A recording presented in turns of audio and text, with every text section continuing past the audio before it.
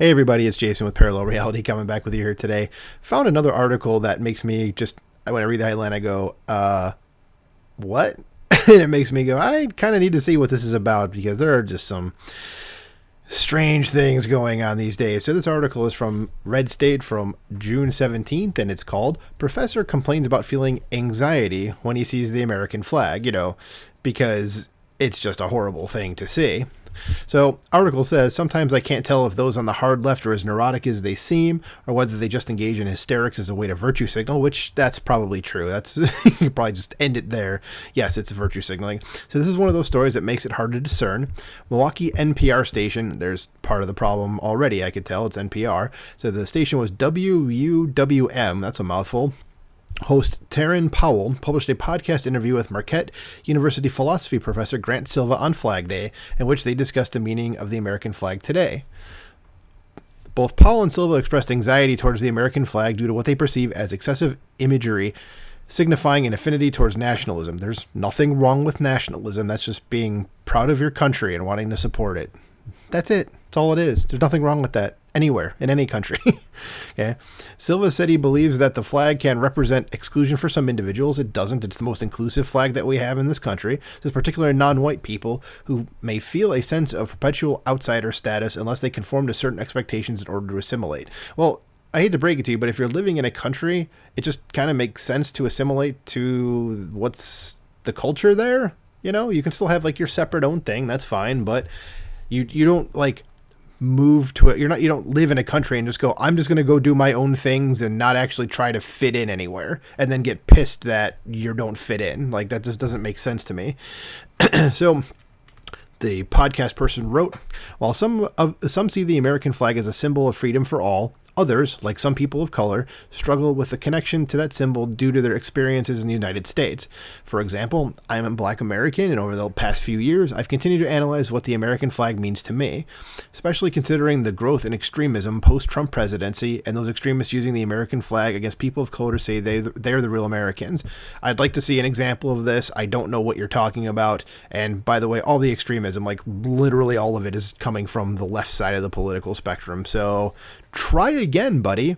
Anyway, he continues, says, during a road trip with my friend to another friend's wedding in Springfield, Illinois, we stopped for gas in the small town where American flags lined businesses along the street we were driving down. And both of us were like, yeah, we need to hurry up and leave. Oh my God, you guys are female body parts. I'm just going to leave that there. And I thought about it, like, why did we feel like that? Powell says, Black people for generations have dealt with tension with the American flag. Our feelings are nothing new. Well, you also, a lot of you, in fact, I'd say most of you did not, okay? Most of you believe in this country, even when it was treating you like absolute and total garbage, okay? So I would guess this guy is very much an outlier. So it says Silva echoed Powell's sentiments, noting that he had similar stories related to the American flag. He recounted a time when he was traveling to his grandfather-in-law's home and saw some problematic material at a gas station along the way. I want to see what this problematic material is. Says, I remember seeing stickers at something similar to like immigrant hunting license. Well, okay, if that's real, that's not good. And it had like a target and the image of people crossing, like the signage that they use to signify that people may be crossing a border like a family crossing, the professor said. That kind of imagery pointing a gun at these individuals. And I remember thinking as a Mexican American, so now he's Mexican American? Wasn't he Black American before?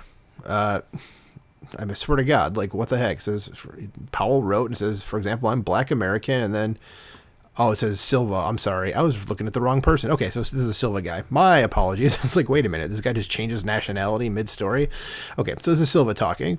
She said, how safe am I in this particular gas station when signage like this, these stickers being sold, right? Yeah, and that shouldn't be happening. That's not cool.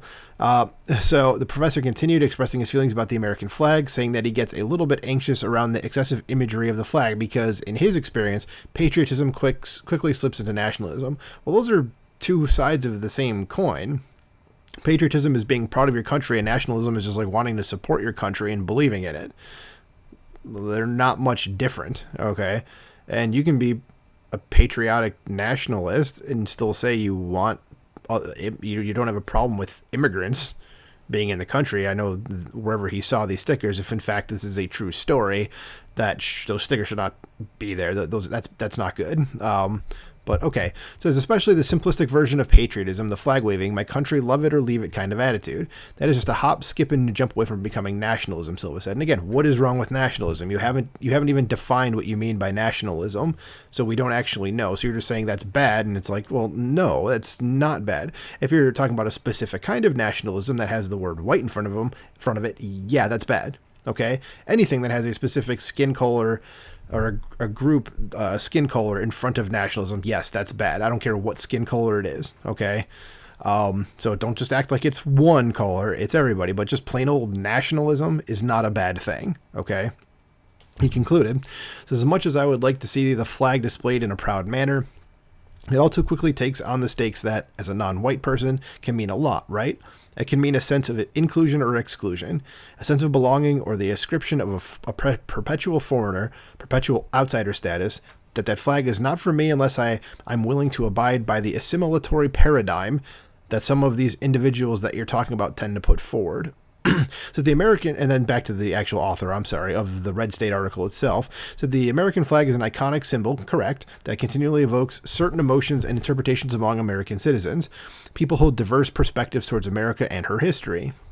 There's nothing wrong with that. So, however, if one takes a holistic and nuanced view of American society in the present, there's no valid reason to feel anxiety when folks display old glory, even for non-whites. That is correct. And by the way, the author of this article, let me just scroll back up, Jeff Charles. Jeff Charles actually is a black man, so I just wanted everybody to know that. I do follow him on the Twit Twats. Good follow, too. He's a libertarian. Not that I'm going to hold that against him, because I'm not. He's a good dude. So people like Paul and Silva argue that anxiety towards the American flag stems from a fear of embracing the nation's past mistakes and ongoing struggles. We can, at some point, we got to go like, okay, we've acknowledged, like, the stuff they're talking about, we've acknowledged. Can we, like, move forward, please? Can we get past that? Or are we just going to relitigate this constantly forever? Okay.